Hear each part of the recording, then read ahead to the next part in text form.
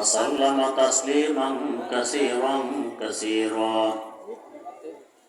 أما بعد فأعوذ بالله من الشيطان الرجيم بسم الله الرحمن الرحيم قد أفلح من زكاها وقد خاب من دساها صدق الله مولانا العظيم اللهم صل على سيدنا محمد وعلى آل سيدنا محمد كما صليت على سيدنا إبراهيم وعلى آل سيدنا إبراهيم إنك حميد مجيد اللهم بارك على سيدنا محمد وعلى آل سيدنا محمد كما باركت على سيدنا إبراهيم وعلى آل سيدنا إبراهيم إنك حميد مجيد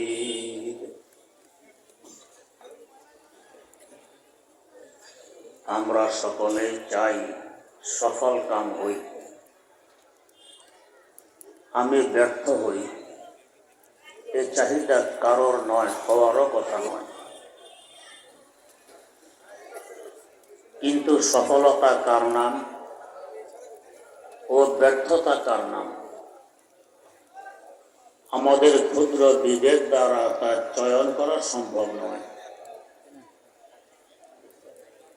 তাই তো দেখা গেছে যারা বিবেক নির্ভর তাদের কারো ধারণা স্বাস্থ্য ঠিক রাখতে পারার নাম সফলতা। ধারণাটি সঠিক নয়। কেন সঠিক নয়? যেমন ধরুন, এখানে দুইজন জুতা চোর ধরা পড়েছে, একজনের স্বাস্থ্য ভালো আর একজনের স্বাস্থ্য খারাপ, কোন রকম জীবন আছে। বলুন তো, কিল ঘুষি কে খাবে? যার স্বাস্থ্য ভালো। যার স্বাস্থ্য খারাপ সে কিল ঘুষি খাবে না। আপনি দিতে গেলেও অন্তত আমাদের মহতারাম সভাপতি সাহেব নিষেধ করবেন, এমনি মারা যাচ্ছে, তোমার ঘুষি খেয়ে মারা গেলে বিপদে পড়বে। অপরাধ তো উভয়জনের সমান, এও জুতা চোর ও জুতা চোর। একজন কিল ঘুষি খেলো আর একজন খেলো না। কিল ঘুষি খাওয়া সফলতা না ব্যর্থতা? তো স্বাস্থ্য ভালো হওয়ার কারণেই তো তার ব্যর্থতা আসলো, কিল ঘুষি খেল। বোঝা গেছে স্বাস্থ্য ঠিক রাখতে পারার নাম সফলতা নয়। আবার কারো ধারণা সম্পদ কামাই করতে পারার নাম সফলতা। তাই রাত দিন এক কিনার করে হালাল হারামের কোন তোয়াক্কা না করে শুধু সম্পদের পিছনে দৌড়ছে। এই ধারণাটিও সঠিক নয়। কারণ সফলতা তো বলা হয় কাঙ্ক্ষিত বস্তু হাতে আসার পর স্থায়ীভাবে রাখতে পারা। যেমন ধরুন, আপনি নদীতে মাছ মারতে গেলেন, একটি বিশাল বোয়াল মাছ পেয়ে আন্দাজ করে ধরে নদীর পাড়ে নিয়ে এসেছেন।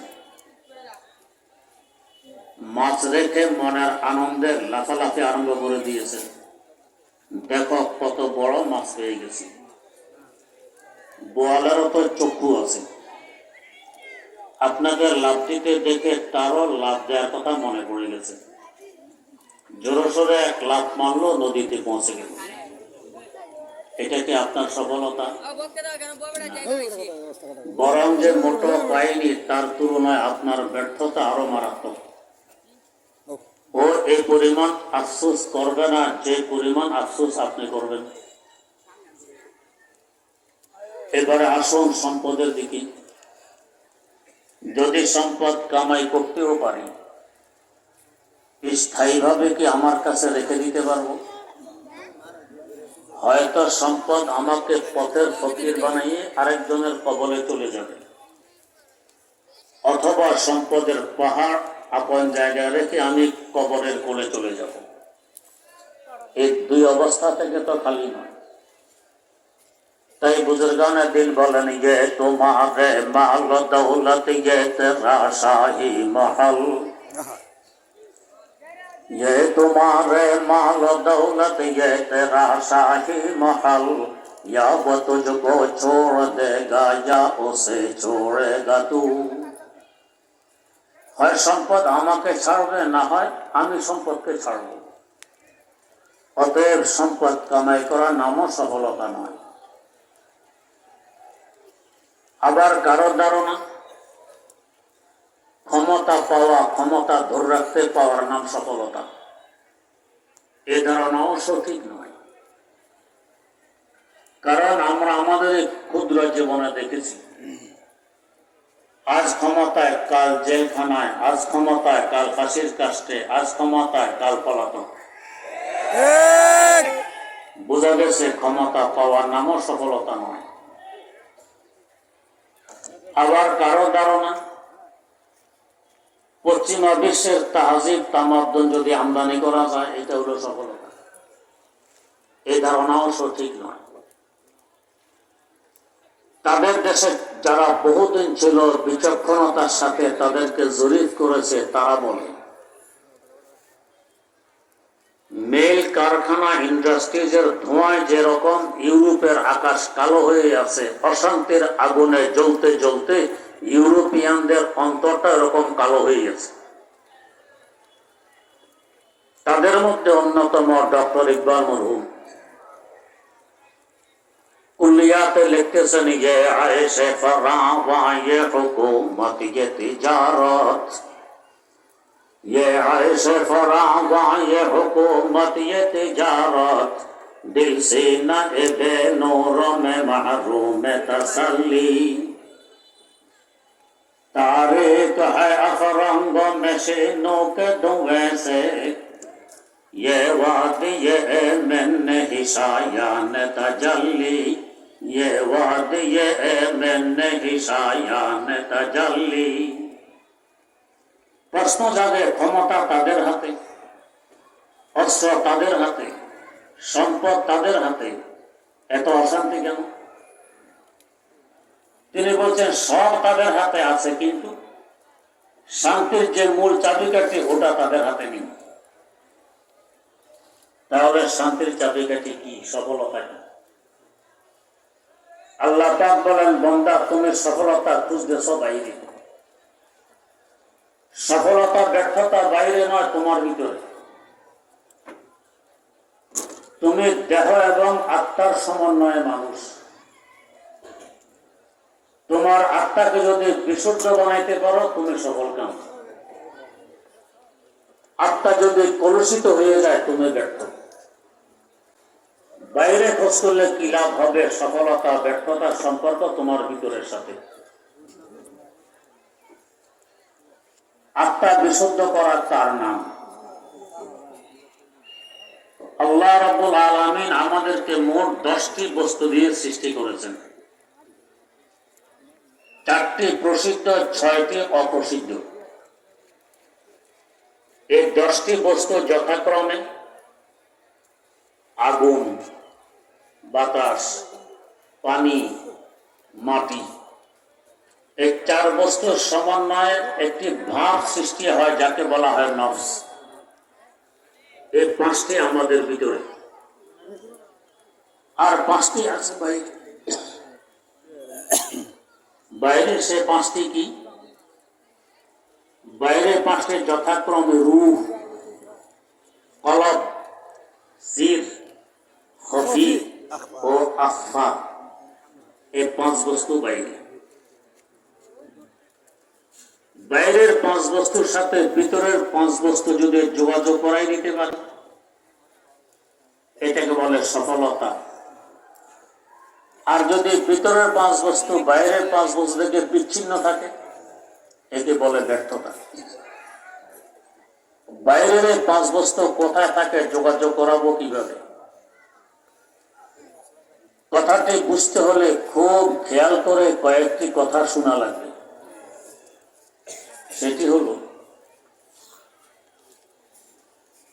বাইরের 5 বস্তু এত উপরে এত উপরে এত উপরে থাকে, যার কল্পনাও আমাদের পক্ষে কঠিন। একটু ধারণা দেওয়ার চেষ্টা করছি।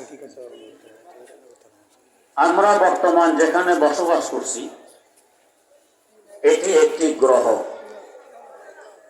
এই গ্রহটির নাম পৃথিবী।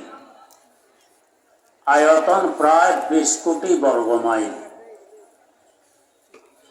এই 20 কোটি বর্গমাইল আয়তনের পৃথিবীর চতুর্দিকে আরেকটি জগৎ আছে, পৃথিবীকে বেষ্টনী দিয়ে আছে। যে জগৎকে বলা হয় সৌরজগৎ। 8টি গ্রহ, কিছু উপগ্রহ ও অসংখ্য ধূমকেতু মিলে সৌরজগৎ গঠিত হয়। কোন কোন গ্রহ আমাদের 20 কোটি বর্গমাইল আয়তনের পৃথিবী থেকে অনেক বড় আছে। যেমন বৃহস্পতি গ্রহ আমাদের পৃথিবী থেকে কয়েক গুণ বড়। এরপরে আবার এই গ্রহগুলো একটি আরেকটির সাথে লেগে নেই, অনেক দূরত্ব বজায় রেখে খুব দ্রুত ঘুরে। যদি কাছাকাছি ঘুরত, ঘুরো অবস্থায় ধাক্কা লাগলে কিয়ামত কায়েম হয়ে যেত। কারণ ঘুরে অনেক দ্রুত গতিতে। গাড়ির দ্রুত গতিতে চলা অবস্থায় অ্যাক্সিডেন্ট করলে মারাত্মক হয়। আস্তে আস্তে চলা অবস্থায় অ্যাক্সিডেন্ট করলে মেচামুচা হয়, অত বেশি ক্ষতি হয় না। এই গ্রহগুলো ঘুরতেছে অসাধারণ দ্রুত গতিতে। যেমন আমাদের পৃথিবী নামক গ্রহ সেকেন্ডে 20 কিলোমিটার গতিতে ঘুরে। এই 20 কিলোমিটারকে 60 দিয়ে গুণ দিলে গুণফল হবে মিনিটের গতি। ওই গুণফলকে আবার 60 দিয়ে গুণ দিলে বের হবে ঘন্টার গতি। চিন্তা করুন কেমন দ্রুত গতিতে পৃথিবী ঘুরতেছে। এভাবে ঘুরতে গিয়ে আরেক গ্রহের সাথে ধাক্কা লাগলে কিয়ামত কায়েম হবে। তাই গ্রহগুলো অনেক দূরত্ব বজায় রেখে ঘুরতেছে। যেমন আমাদের পৃথিবীর সবচেয়ে কাছে দিয়ে যে গ্রহটি ঘুরে, এই গ্রহটি হলো মঙ্গল গ্রহ।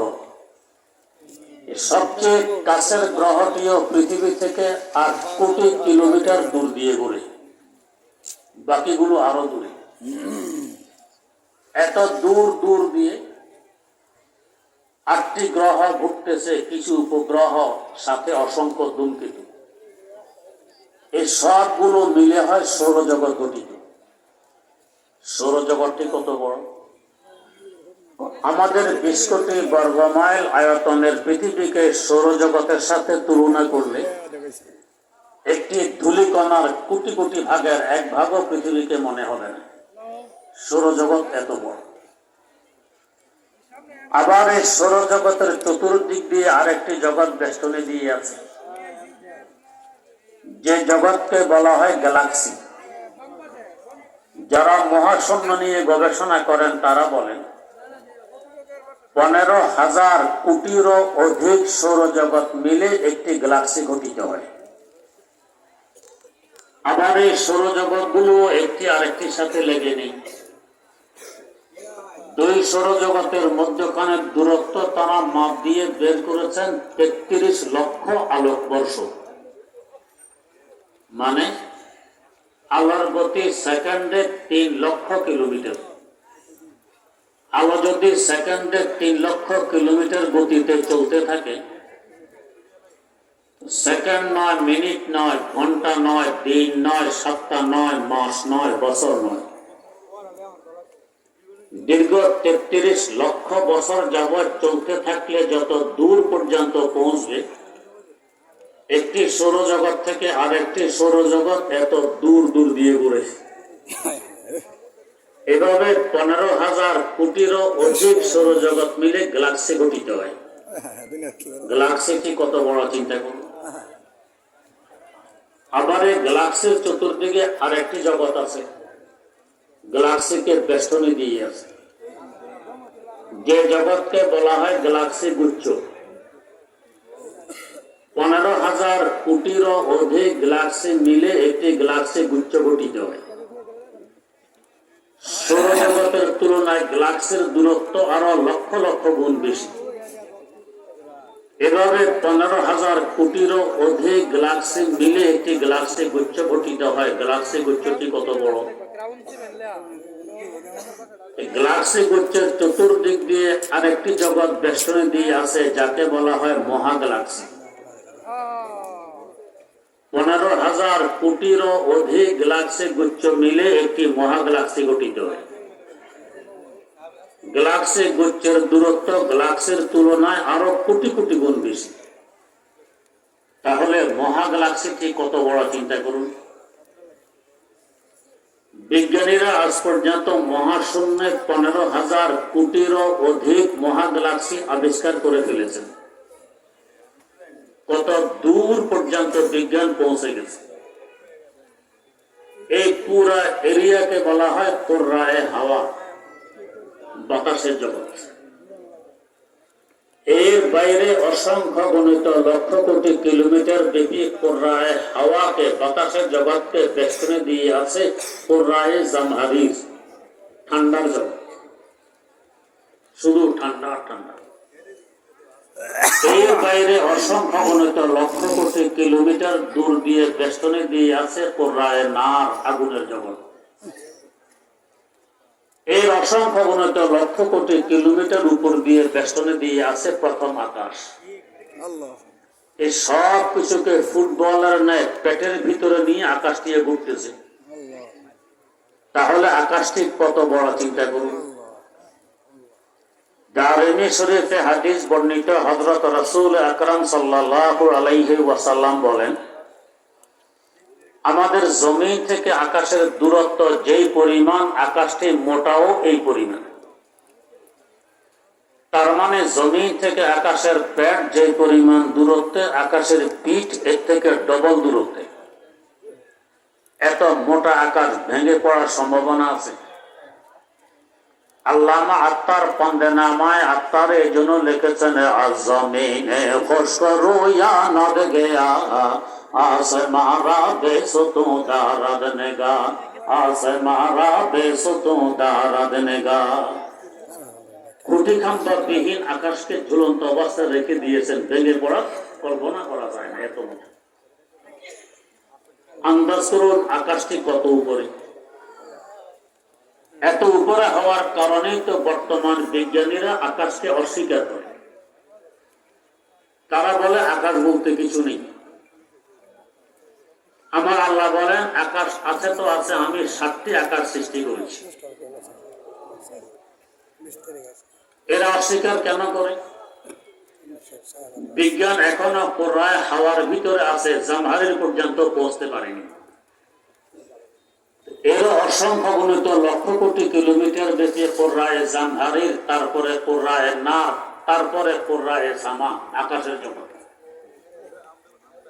আকাশ পর্যন্ত পৌঁছতে পারেনি, তো আকাশ দেখবে কোথেকে? হ্যাঁ, যদি বলতো যে আমাদের বিজ্ঞানের হাত খাটো আকাশ পর্যন্ত পৌঁছতে পারেনি, তাহলে বুদ্ধি পরিচয় হতো। ওইটা না বললে উল্টা বলতেছে দুনিয়ার কোনো ছাদ নেই, আকাশ নেই। তো এক ব্যক্তি ছেলে বিয়ে করাইয়ে পুত্রবধূ বাড়ি নিয়ে এসেছে। পুত্রবধূ মাশাআল্লাহ এত লম্বা, মাপ দিলে হাত দাঁড়ায় হয়।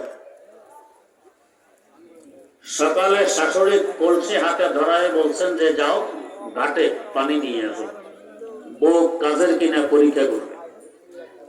বেচারি কলসি নিয়ে লড়খড় করতে করতে ঘাটে পৌঁছে। লড়খড় করার কারণ হলো বেচারির মাথার, কলসির মাথার লেভেল 1। পানিতে চেপে ধরেছে, কলসিতে পানি ডুববে। এর মধ্যে গলার হাড় ছেড়ে কলসির ভিতরে পড়ে গেছে। বেচারে এখন হাত দিয়ে হাড় খুঁজতেছে, কিন্তু হাড় পাচ্ছেন।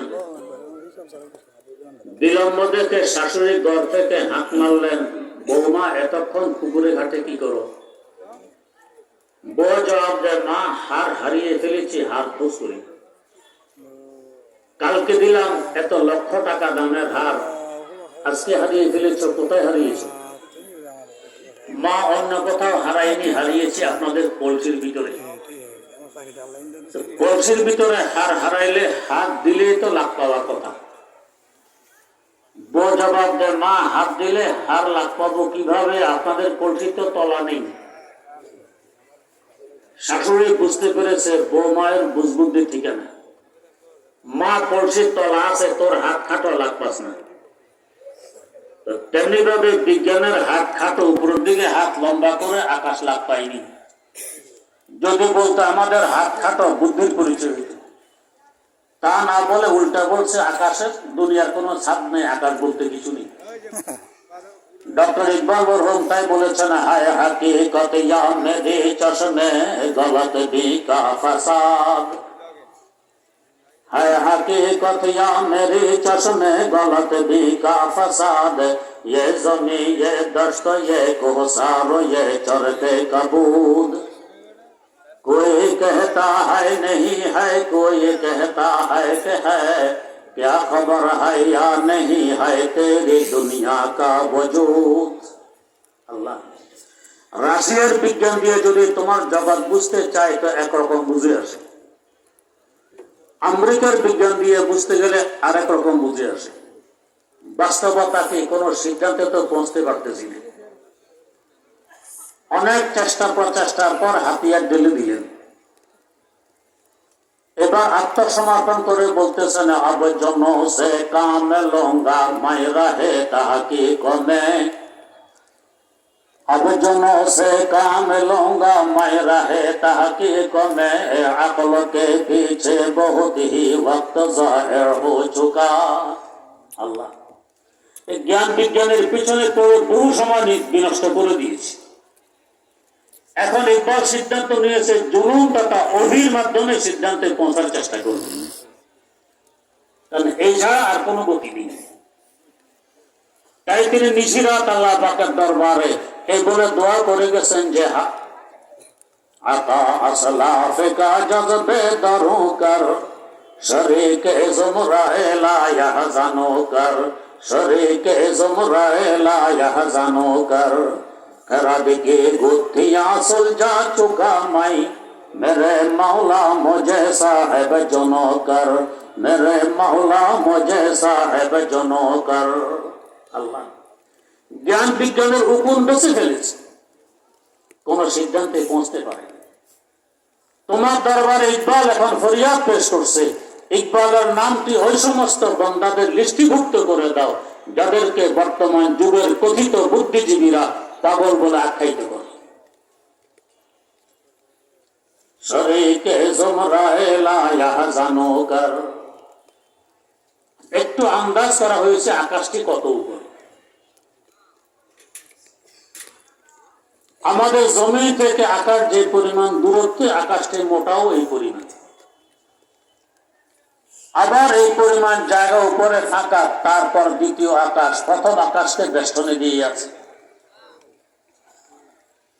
প্রথম আকাশ দ্বিতীয় আকাশের পেটের ভিতরে। প্রথম আকাশকে দ্বিতীয় আকাশের সাথে তুলনা করলে একটি ধূলিকণার কোটি কোটি কোটি কোটি ভাগের এক ভাগও মনে হবে না। দ্বিতীয় আকাশ প্রথম আকাশের সামনে এত বড়। ওই আকাশটিও ফাঁকা পরিমাণ মোটা। এরপর আবার এই পরিমাণ জায়গা ফাঁকা, তারপর তৃতীয় আকাশ, ওই আকাশটিও ফাঁকা পরিমাণ মোটা। এভাবে চতুর্থ আকাশ, পঞ্চম আকাশ, ষষ্ঠ আকাশ, সপ্তম আকাশ। এই 7 নম্বর আকাশটি কত বড় হবে চিন্তা করুন। এর অসংখ্য অগণিত লক্ষ কোটি কিলোমিটার উপর দিয়ে বেষ্টনে দিয়ে আছে সিদরাতুল মুনতাহা। এ হলো নিম্ন জগতের উপরের বর্ডার, আর ঊর্ধ্ব জগতের নিচের বর্ডার সিদরাতুল মুনতাহা। এরও অসংখ্য অগণিত লক্ষ কোটি কিলোমিটার উপর দিয়ে বেষ্টনে দিয়ে আছে আমার আপনার আদি বাসস্থান, বাপের বাড়ি জান্নাত। সূরা ওয়ান নাজমের মধ্যে আল্লাহ পাক বলেন ওয়ালাকাদ রাআহু নাযলাতান উখরা ইনদা সিদরাতিল মুনতাহা ইনদাহা জান্নাতুল মাওয়া। এবার চিন্তা করুন জান্নাতি কত বড়। এখান থেকে একটি প্রশ্নের উত্তর পেয়ে যাই। আলেমদের মুখে একটি হাদিস আপনারা শুনে থাকেন যে সবচেয়ে নিম্নমানের জান্নাতিকে কমাস কম এই দুনিয়ার সমান 10 দুনিয়া জায়গা দেওয়া হবে। প্রশ্ন জাগে এত জায়গা মিলবে কোথায়? এই বিরাট বিশাল জান্নাত 10 দুনিয়া কেন 10 কোটি দুনিয়ার সমান যদি জায়গা দিয়ে দেওয়া হয় তাও কি টান করবে? হাকিমুল ইসলাম আল্লামা কারি তৈয়ব সাহেব রহমতুল্লাহ আলাইহি লেখেন, একবার হযরত জিবরাইল আমিন আলাইহিস সালাম আল্লাহ পাকের দরবারে দরখাস্ত পেশ করলেন, ও আল্লাহ, নেককার মুমিন বান্দাদের জন্য জান্নাত সাজিয়ে রেখেছেন, একটু দেখে আসতে মন চায়। মানুষ বিলাসবহুল বাড়ি নির্মাণ করলে অনেকে দেখতে যায়। জিবরাইল আমিনের কৌতূহল হইল একটু দেখে আসে জান্নাতটা কেমন। আল্লাহ পাক অনুমতি দিলেন, যাও দেখে আসো। ঢুকলেন জান্নাত। আমাদের দেশের দুর্বল বুড়ো মানুষদের না লাঠি ভর দিয়ে আস্তে আস্তে হাঁটে না দেখেন, উড়ে না দেখেন, তা উড়ার গতিটা কেমন? বুখারী শরীফের ব্যাখ্যা গ্রন্থ ফজলুল বারীতে উল্লেখ আছে, একদিন তাকে জিজ্ঞেস করা হয়, জনাব আপনার গতি কেমন, ঘন্টায় কত কিলোমিটার? জবাব দিলেন, আমার গতি কি বুঝবে, একটি ঘটনা বলছে, আন্দাজ করতে পারবে। কি ঘটনা? তো ঘটনা হলো, যখন আল্লাহর পয়গম্বর হযরত ইউসুফ আলাইহিস সালামকে তার ভাইয়েরা কূপে ফেলে দেয়, আমি জিবরাইল তখন ছিলাম সিদরাতুল মুনতাহায়। কত উপরে মনে আছে তো? ফেলে দেওয়ার পর আল্লাহ পাকের পক্ষ থেকে আদেশ আসলো, ও জিবরাইল, আমার পয়গম্বর ইউসুফকে তার ভাইয়েরা কূপে ফেলে দিয়েছে, তিনি পানিতে পৌঁছার আগে আগে তুমি গিয়ে তাকে তুলে ধরো। কূপে ফেলে দেওয়ার পর আদিষ্ট হলাম তাকে তুলে ধরার, আমি তখন সিদরাতুল মুনতাহায়। আদেশ পাওয়ার পর সিদরাতুল মুনতাহা থেকে জমিনের কেনানের কূপে এসে তাকে তুলে ধরেছি, তখনও তার পা মোবারক পানি পর্যন্ত পৌঁছতে পারেনি। একজন মানুষকে কূপে ফেলে দিলে পানি পর্যন্ত পৌঁছতে পৌঁছতে অন্তত ঘন্টা 10 তো লাগার কথা। ফেলে দেয়া মাত্রই তো যুগ, এর আগে তিনি এসে উপস্থিত, পানি পর্যন্ত তার পা মোবারক পৌঁছতে পারেনি। গতি এমন হবেই না বা কেন? ইমাম বুখারী রাহিমাহুল্লাহু তাআলার উস্তাদ, হাম্বলী মাযহাবের প্রবর্তক ইমাম আহমদ বিন হাম্বল রাহিমাহুল্লাহু তাআলার সংকলিত একটি হাদিসের কিতাব আছে আল মুসনাদ, 52 খণ্ডে ছেপেছে। এই কিতাবে একটি হাদিস উল্লেখ আছে, একদিন রাসূল আকরাম সাল্লাল্লাহু আলাইহি ওয়াসাল্লাম বললেন, জিবরাইল, আপনি তো মানুষের আকার আকৃতি নিয়ে আমার কাছে ওহী পৌঁছাইতে আসেন, আপনার আসল আকার কেমন, আসলে কত বড় একটু দেখতে মন চায়। বললেন, তাহলে আপনি পূর্ব আকাশের দিকে তাকিয়ে থাকুন, আমি দেখা দেওয়ার চেষ্টা করছি। এই বলে তিনি দরবারে নবুয়ত থেকে বিদায় নিলেন। একটু পর হুজুর দেখতেছেন আকাশ থেকে কালো রঙের একটি পর্দা নিচের দিকে নামতেছে। পর্দাটি নামতে নামতে জমিনে এসে ঠেকলো, উপরের দিক খালি হলো না। এভাবে আকাশ থেকে জমিন, দক্ষিণ মেরু থেকে উত্তর মেরু, পুরা খালি জায়গাটি বরফ হয়ে গেছে পর্দা দ্বারা। কিছুক্ষণ পর আবার পর্দাটি সরে যায়। এর মধ্যে দেখেন হযরত জিবরাইল আমিন আগের আকার আকৃতি নিয়ে হুজুরের সামনে হাজির। হুজুর বললেন, পূর্ব আকাশের দিকে তাকিয়ে থাকলে আপনাকে আসল আকারে দেখা যাবে। বললেন, তাকিয়ে রইলাম, দেখা তো দিলেন না। জিজ্ঞেস করলেন, কেন, কিছুই দেখেননি? একটি পর্দা দেখেছি মাত্র। কেমন দেখেছেন? তো দেখেছি আকাশ থেকে নিচে নামলো, জমিনে এসে ঠেকলো, উপরের দিক খালি হলো না। এভাবে আকাশ থেকে জমিন, দক্ষিণ মেরু থেকে উত্তর মেরু, পুরা খালি জায়গাটি বরফ হয়ে গেছে পর্দা দ্বারা। কিছুক্ষণ পর আবার পর্দাটি সরে যায়। এই তো দেখলাম।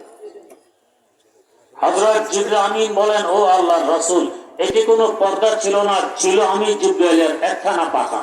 আল্লাহু আকবার। এই একটি পাখাকে তার আসল আকার দিয়ে নিচে নামাইলাম। এতে আকাশ থেকে জমিন, দক্ষিণ মেরু থেকে উত্তর মেরু, পুরা খালি জায়গাটি বরফ হয়ে গেছে। আল্লাহ পাক এমন বিরাট বিশাল পাখা আমাকে দান করেছেন, মোট 600 খানা। আল্লাহু আকবার। বাকি 599টি পাখা কোথায় রাখবো সেই জায়গা তো এখানে নেই। এমন বিরাট বিশাল 600 পাখা মেরে যিনি উড়বেন, তার উড়ার গতিটা কেমন হবে? আমরা আন্তর্জাতিক বিমানে উড়ি, বিমান 2খানা পাখা দিয়ে উড়ে। পাখা লম্বা হবে হয়তো 100 হাত, চওড়া হবে হয়তো 30 হাত। এই 100/30 2খানা পাখা দিয়ে উড়ে ঘন্টায় 1 থেকে 1,500 কিলোমিটার গতিতে। আর এমন বিরাট বিশাল 600 পাখা মেরে যিনি উড়বেন, তার উড়ার গতি কেমন হবে? বেহেশতে ঢুকে গতিতে উঠতেছেন আর দেখতেছেন, উঠতেছেন আর দেখতেছেন। কয়েক লক্ষ বছর উড়ার পর জিজ্ঞেস করতেছেন, আল্লাহ বেহেশতের ওই কিনারা আর কত দূরে আছে? চিন্তা করুন, বেহেশত কত বড়। এই সিদরাতুল মুনতাহার অসংখ্য গণিত লক্ষ কোটি কিলোমিটার উপর দিয়ে সব কিছুকে ফুটবলের ন্যায় পেটের ভিতরে নিয়ে আছে এই বেহেশত। এর অসংখ্য গণিত লক্ষ কোটি কিলোমিটার উপরে আছে আবার পানি, পানির জগৎ। আল্লাহ পাক বলেন, ওয়া কানা আরশুহু আলাল মা, তার আরশ পানির উপর। এই অসংখ্য গণিত লক্ষ কোটি কিলোমিটার উপর দিয়ে বেষ্টন দিয়ে আছে কুরসি। এর অসংখ্য গণিত লক্ষ কোটি কিলোমিটার উপর দিয়ে বেষ্টন দিয়ে আছে আরশ। সব কিছু আরশে মওলার পেটের ভিতরে। তাহলে আরশটি কত বড়? আরশ মানে সিংহাসন। যার সিংহাসন এত বড়, তিনি কেমন মহান। এই আরশে মওলার উপরে লেখা আছে গালাবাত রহমতি গজবি। আল্লাহ পাক বলেন, আমার রহমত আমার গজব থেকে কোটি কোটি গুণ বেশি। তার মানে আরশে মওলার উপর দিয়ে বেষ্টনে দিয়ে আছে রহমত, এটা রহমতের জগৎ। ওই জায়গায় বসবাস করে আমাদের এই 5 বস্তু, আমাদের রূহ, আমাদের কলব, আমাদের সির, আমাদের খফি, আমাদের আফা। এই 5 বস্তু বসবাস করে ওই রহমতের জগতে, নূরের দেশে। ওই 5 বস্তুর সাথে যদি ভিতরের 5 বস্তুকে মুখোমুখি করে যোগাযোগ করাই দিতে পারি, তখন বলা হবে আমার আত্মা বিশুদ্ধ।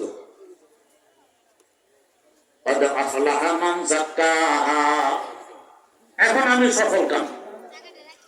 আর যদি ওই 5 বস্তু একমুখী, ভিতরে 5 বস্তু আর একমুখী যোগাযোগ নেই, তখন বুঝবো আমার আত্মা কলুষিত। যাদের আত্মা কলুষিত, যে কলুষিত করে ফেলেছে, সে ব্যর্থ। এক কলব আমাদের ভিতরেও আছে। কোরআন সুন্নাহর যে কলবের আলোচনা, ওটি ভিতরেরটি নয়, এটা আরশে মওলার উপরেরটি। ভিতরে যে 5 বস্তু, আগুন, বাতাস, পানি, মাটি ও নফস, এই 5 বস্তু নিম্নমুখী, অন্ধকারমুখী। আর উপরে 5 বস্তু ঊর্ধ্বমুখী, আলোমুখী, রহমতমুখী। আখলাকে মোহসিনীতে একটি শের আছে, আযম আল্লাহ একে বাহারা দাদে ওয়াজবাহা ইয়ামিনি জহাম। আযম আল্লাহ একে বাহারা দাদে ওয়াজবাহা ইয়ামিনি জহাম। বগজারাজ হজ্জে বাহায়ন ইজমালা একে বগজারি। বান্দা, তোমার এক সম্পর্ক হায়াওয়ান জানোয়ারের সাথে আছে। যে 5 বস্তু আমাদের ভিতরে, এই 5 বস্তু হায়াওয়ান জানোয়ারের ভিতরেও আছে, গরু ছাগলের ভিতরেও আছে। এই দিক দিয়ে আমাদের আর গরু ছাগলের মধ্যে কোনো ব্যবধান নেই। হ্যাঁ, উপরে যে 5 বস্তু আছে ওইটা অন্য কোনো মাখলুকের নেই, এটা একমাত্র আছে মানুষের। অন্য মাখলুক আর মানুষের মধ্যে এইটাই ব্যবধান। তো বুজুর্গ বলেন, যদি উপরে 5 বস্তুর সাথে সম্পর্ক গড়ে তুলতে না পারো, শুধু ভিতরে পাঁচ বস্তু নিয়েই থাকো, মনে রাখবে হাইওয়ান জানোয়ার থেকেও তুমি নিকৃষ্টে পরিণত হয়ে যাবে। গেলে বন্ধ আমার আল্লাহর কথা, উলাইকা কাল আনআমে বাল হুম আযাল। কেন এত নিকৃষ্ট? ভালো বস্তু নষ্ট হলে বেশি নষ্ট হয়, খারাপ বস্তু নষ্ট হলে এত নষ্ট হয় না। যেমন গরু ছাগল ঘাস খায়, খড় খায়, ভুসি খায়, এত দামি বস্তু নয়।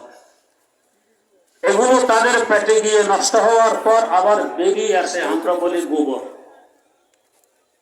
হাতে ধরে খেত খামারে ব্যবহার করি, গাছের গোড়ায় ব্যবহার করে, কেউ রোদ্রে শুকিয়ে আবার ভক্তকারীও পাকাই। আর আমরা কি খাই? বিরিয়ানি, কাচ্চি, কালিয়া, কোপ্তা, পোলাও, কোরমা ইত্যাদি ইত্যাদি দামি দামি খাবার। এক প্লেট কাচ্চি কোথাও 1000 টাকা মূল্য দিতে হয়। অবশ্যই এটা আমাদের পেটের ভিতরে গিয়ে যখন নষ্ট হয়ে বেরিয়ে আসে, এটাকে কি বলে? গু। না বলা যায়, না দেখা যায়, না শোনা যায়। এক প্লেট ভুসি কেউ কিনবো না, মূল্যহীন। আর এক প্লেট কাচ্চি 1000 টাকা। একদিন পরে যদি বলা হয় জনাব কালকে এটার মূল্য 1000 ছিল, আজকে গু হইলে হয়েছে আর কি, এক প্লেট নেন, 10 টাকা দিলেই হবে, নিবি গু? হাতবো নাকি? এত খারাপ কেন হইল? ছিল বেশি ভালো, নষ্ট হওয়ার পরে বেশি নষ্ট।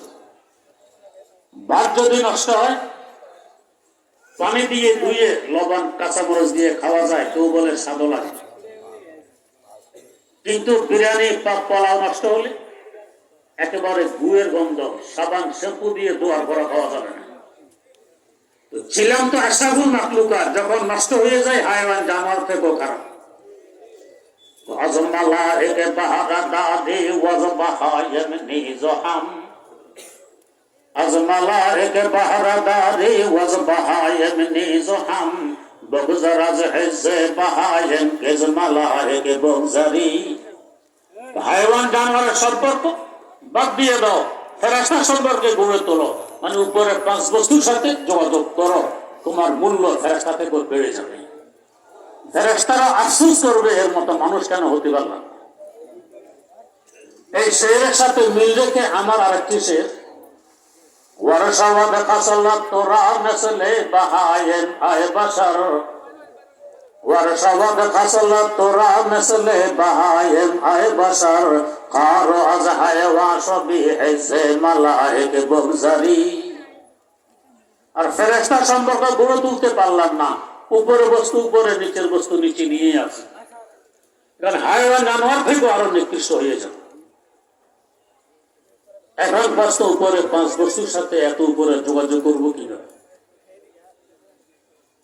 আমরা দিনের বেলা যে সূর্য দেখি, কাছে না দূরে, এই পৃথিবী থেকে 9,30,00,000 মাইল দূরে যে সূর্যের রৌদ্র ছাদের নিচে পৌঁছে না। কিন্তু একখানা আয়নার মাধ্যমে জানালা দুয়ার দিয়ে সূর্যের প্রকাশ ছাদের নিচে পৌঁছানো সম্ভব কিনা? সম্ভব। সূর্যের দিকে যেভাবে তাকানো যায় না, আয়নার ভিতরে সূর্যের দিকেও তো তাকানো যায় না। ওই সূর্যের যে আলো, আয়নার ভিতরে সূর্যেরও সেই আলো। আয়না দিয়ে ছাদের নিচে প্রকাশ ফেলা যায়, ওই প্রকাশের সাথে আরেকটি আয়না যদি মুখোমুখি করে আরো দূরে ফেলা যায়। এভাবে লক্ষ কোটি আয়নার মাধ্যমে লক্ষ কোটি কিলোমিটার দূর পর্যন্ত এই সূর্যের প্রকাশ নিয়ে যাওয়া সম্ভব কিনা? সম্ভব। তো দুনিয়ার একটা সূর্যের প্রকাশ যদি দুনিয়ার আয়নার মাধ্যমে লক্ষ কোটি কিলোমিটার দূরে নেওয়া সম্ভব হয়, আরশে আল্লাহর উপরে আমাদের এই নূরানি 5 বস্তু, ওইটার সাথে যদি আমি আমার কলব নামক আয়নাকে মুখোমুখি করতে পারি, কেন সেই নূর আর রহমত এখানে প্রভাব বিস্তার করবে না? আল্লাহ পাক প্রথম একখানা আয়না আমাদের জন্য পাঠিয়ে দিলেন, তিনি হলেন মুহাম্মাদুর রাসূলুল্লাহ সাল্লাল্লাহু আলাইহি ওয়াসাল্লাম। তার কলম মোবারক ওই 5 বস্তুর সাথে মুখোমুখি।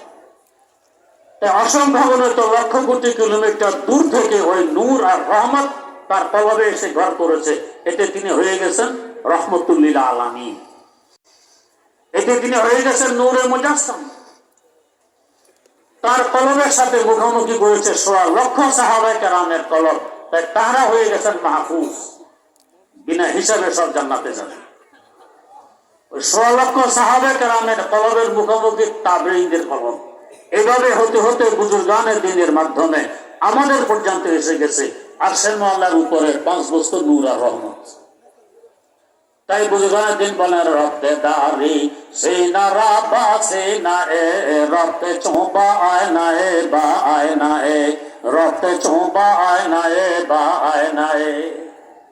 আয়নার সাথে আয়নার সংযোগের মাধ্যমে যদি লক্ষ কোটি কিলোমিটার দূর পর্যন্ত সূর্যের প্রকাশ নিয়ে যাওয়া যায়, লক্ষ কোটি কলবের মাধ্যমে আরশে মহল্লার উপরের নূর এবং রহমত আমাদের কলবে আনা যায়।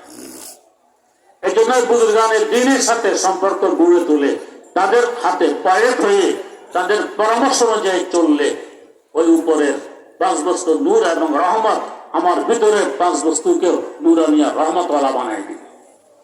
তখন হয় আত্মা বিশুদ্ধ। قد أفلح من زكاها وقد خاب من دساها। আর যেভাবে যোগাযোগে স্থাপন করতে পারেনি, মন চাহি জীবন পরিচালনা করছে, তার আত্মা এখন কলুষিত, এগুলো ব্যর্থ।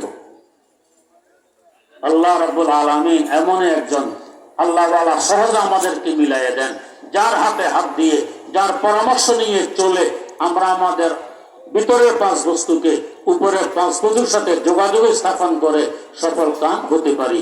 সুবহানাল্লাহি ওয়া বিহামদি সুবহানাকাল্লাহুম্মা ওয়া বিহামদিক আশহাদু আল্লা ইলাহা ইল্লা আনতা আস্তাগফিরুকা ওয়া আতুবু না শেষ হয়ে যান আর কোন